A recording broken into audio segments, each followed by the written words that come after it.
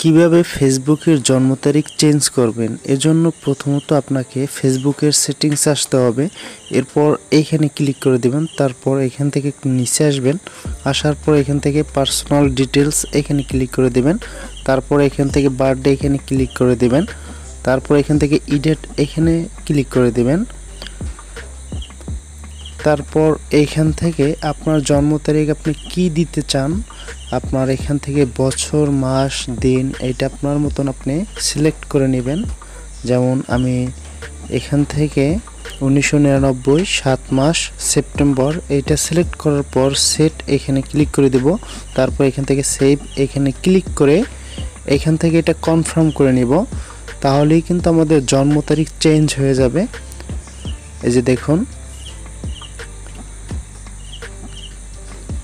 দেখুন আমাদের জন্ম তারিখ সাথে সাথেই চেঞ্জ হয়ে যাবে। তো আশা করি বুঝতে পারছেন যে কিভাবে আপনারা ফেসবুকের জন্ম তারিখ চেঞ্জ করতে পারবেন একদম খুব সহজে।